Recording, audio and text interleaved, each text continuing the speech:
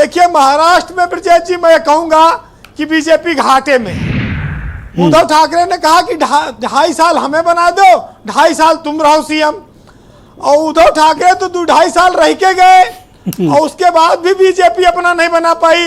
फडणवीस को deputy CM बनाए बैठी है, दूसरा एकनाथ शिंदे को झेल रही है डिप्टी सीएम और सीएम के रूप में। अगर उस समय भी ये समझौता मान लिए होते तो आज 2.5 साल तो कम से कम बीजेपी का मुख्यमंत्री रहता। तो वो बीजेपी देखिए वहां नुकसान में है। अब राजनीतिक मजबूरियां ऐसी हैं कि शिंदे को बनाए रखना है। कौन नहीं चाहता जो मुख्यमंत्री रहा हो वो डिप्टी सीएम बना बैठा है। ये विचित्रता कभी आप देखेंगे हाँ, नहीं। ये गजब उदाहरण है। प्लीज आसिम वकार। नहीं देखिए सर, मैं बहुत देर से सुन रहा था, बड़ा बढ़िया बातें हो रही थी। आपने इनसे पूछा कि आपको बनना था मुख्यमंत्री और आपका आदमी डिप्टी सीएम बन गया। हाँ बीरेन जी बोल। ये मुझसे पूछ लेते आप। हाँ अच्छा बताओ। क्या कहानी कही जाती है, मसल कही जाती है, भागते भूत की लंगोटी बनी। अच्छा जब चाह रहा तो जो मिल जाए ले लो। इन्हीं ने वही वाला काम किया। सवाल ये है कि जब सारी चीजें अवैध मानी है सुप्रीम कोर्ट ने, तो सरकार को कंटिन्यू किया और सुप्रीम कोर्ट ने कोताही किया, ऐसा तिवारी जी का मानना है। नहीं, तिवारी जी का ये इसलिए है कि आप जाइए, आप जैसे आप ही अपने अदालत में जाइए और कहिए साहब कि मुझे पद नहीं लेना है लेकिन मैं चाहता हूँ ये लोग दंडित दे दें, तो भाई कोर्ट क्या कहेगी? कोर्ट को वही आप मांगेंगे वही तो देगी। आप मांग ही नहीं रहे, आपने खुद ही छोड़ के चले गए। अब उसके बाद जैसे ही इन्होंने इस्तीफा दिया तब जो काम कोश्यारी साहब ने किया वो गलत नहीं है, क्योंकि कोई ना कोई सरकार बनाना कोश्यारी साहब की जिम्मेदारी थी। तब उन्होंने जब इन्होंने इस्तीफा दे दिए तो उन्होंने बुलाया कि साहब, उन्होंने लिस्ट जारी की कि हम सरकार बनाना चाहते हैं, तो उनकी मजबूरी थी सरकार बनाना ही बनाना। तो उसके बाद इस्तीफे के देने के बाद तो उन्होंने बड़ा डेमोक्रेटिक काम किया, इसके पहले अनडेमोक्रेटिक सारे काम किए। तो उन्होंने राष्ट्रपति शासन न रिकमेंड करके इन्होंने एक लोकप्रिय सरकार बना दी, जिसने दावा पेश किया उन्होंने बना दी। तो इलीगल काम करने के बाद उन्होंने एक लीगल वर्क कर दिया, इसीलिए यही सुप्रीम कोर्ट के लिए मुश्किल हो गया। अगर इलीगल के बाद दूसरा भी इलीगल काम करते तो सुप्रीम कोर्ट रद्द करके इनको।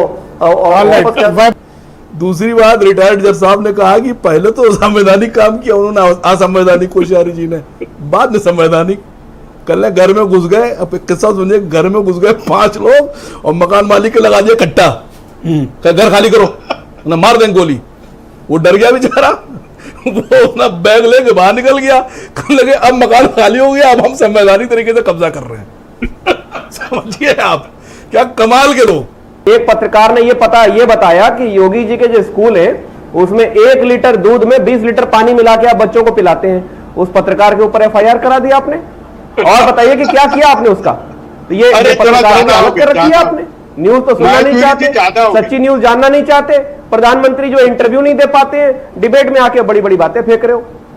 और वैभव महेश्वरी बता रहे हैं कि पत्रकार ने कहा कि भैंस के 1 लीटर दूध में 20 लीटर पानी मिलाते हैं। वैभव भाई को पता नहीं था, वो जो पत्रकार था उसको पता नहीं था।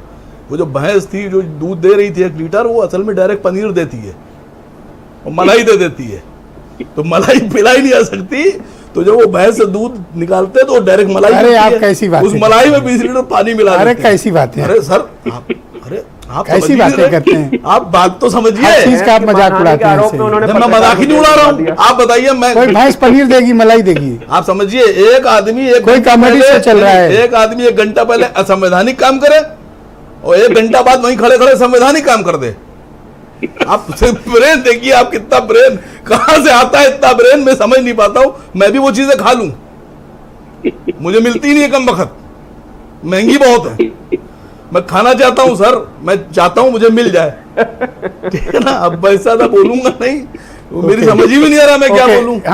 हम किशोर तिवारी जी को धन्यवाद देंगे। वैसे तो ये हमें तुम कर रहे थे, ये हम सम्मानजनक शब्द इस्तेमाल करेंगे। किशोर जी आपको धन्यवाद। आपने आज वो जो हिंदुत्व की विचारधारा लेके ठाकरे साहब चले थे उसको टांग दिया खूंटी पे, जब आपने असीम वकार जी को सलाम किया है। बधाई हो आप। ऑल राइट, बोलिए भाई तिवारी जी इनको। अरे भाई, असीम वकार मेरे करीबी दोस्त है, मेरे भाई है, और मुझे कोई गिला चिकवा नहीं है।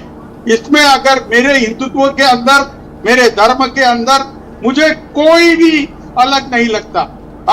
अब पॉलिटिक्स छोड़ो, थोड़ा दर्शन वर्शन वो कराओ। स्पीकर भी चल रहा है। Thank you sir. और ये देश जा किधर रहा है?